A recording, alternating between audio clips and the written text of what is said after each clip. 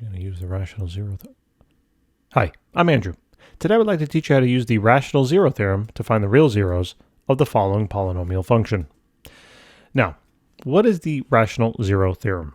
Well, it basically states this, that if you take the factors of your constant term in the polynomial, call those factors p, and then you take the factors of the leading coefficient, which is the coefficient in front of the highest power of x, call those factors q.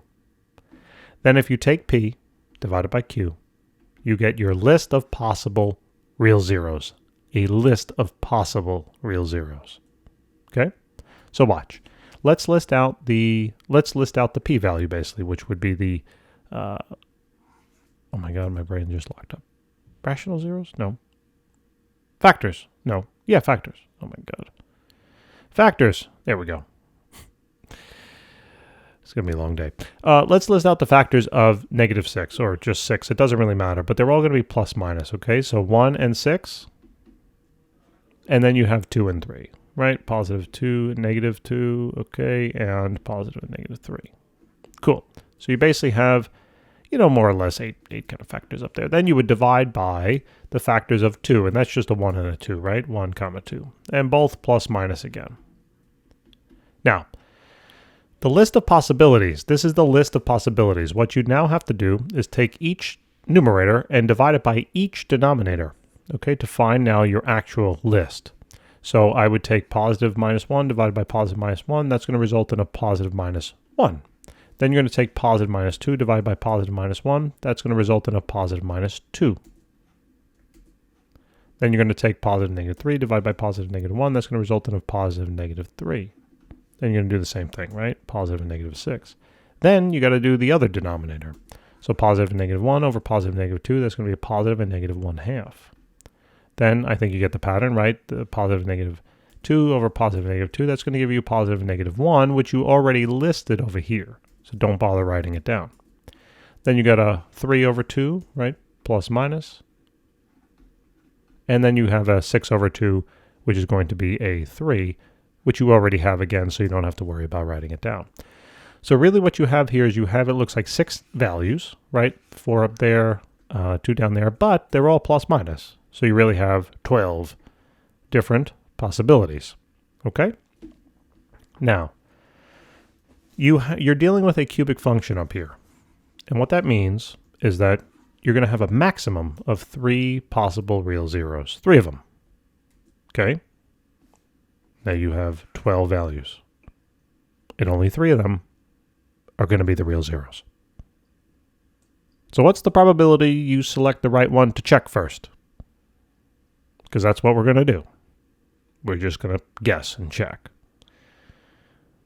You got a 1/4 chance of doing it, right?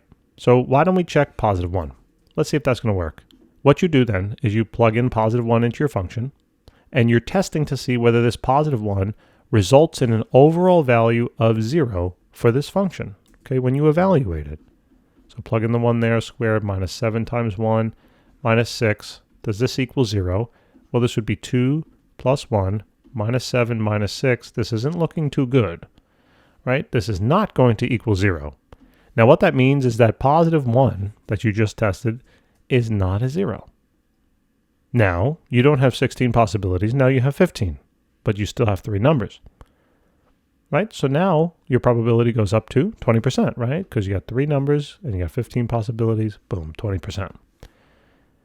I don't like this game, do you? Not really. And we can keep going. But the whole thing is I'm going to keep repeating this particular process, right? So what I'm going to do, though, to cheat a little bit, if you're allowed to use a calculator, I highly recommend you do. But what I'm going to do is plug in this function up at the top, 2x cubed, 2x cubed plus x squared minus 7x and then minus 6 and then hit graph. Okay. So what this gives us now, we can kind of expand or, blow this up a little bit. There you go. Blew it up. We can now take a look and see what the zeros actually are. Now from this graph, it might be hard to tell exactly what it is, but I also know kind of what I'm looking for.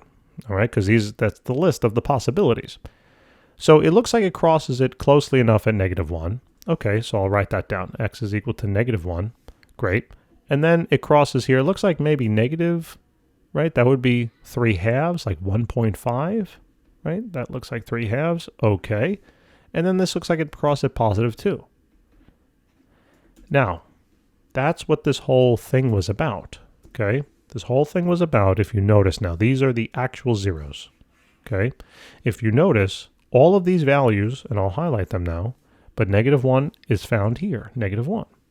Then you have a -3/2, that was here.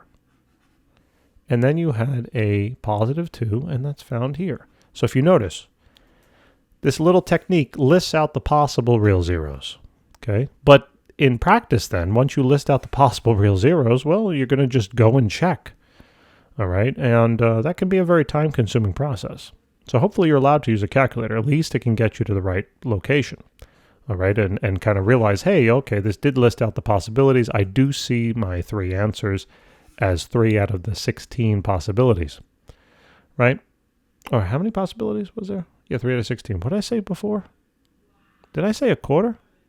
3 out of 6? What am I talking about? It's a 18%. What am I talking about? 3 out of 16, right? Yeah, 18%. What am I talking about? I think I said a 25%, right? A quarter? I don't know what I was thinking. Anyway, sorry about that. But so the probability was even worse, okay, than I originally expected. I think I was thinking 12. Oh no, there's 12 numbers. I'm getting really confused. There's 12 possibilities, so I was right initially. Damn it. Okay, forget about what I said. The past 30 seconds just erased from your memory. Now, you know, you might get lucky and get a number that you might find, you know, quickly here, like the -1. We probably would have tested the -1 next, right? And let me prove to you, though, how this kind of works. If you plug in the -1 everywhere you see x, let's see how this is going to work. -1 cubed is still a -1, and that's multiplied by 2, so that's a -2. Then this would be a positive 1 because it's squared. Then this would result in a positive 7 and a -6. So, you know, if we evaluate this now, this would be a positive 1. Plus 1 would be a positive 2. Adding that to a -2, oh, that would definitely result in 0, and that's the whole idea. That this -1 value that we said was a 0 is a 0 because it produces a result of 0 for the function. Okay, that's what it means to be a real 0. Graphically, it means where it crosses that x-axis, but, you know, algebraically, it means it just gives a 0 value for this overall function. And, you know, that's how you would do it. All right.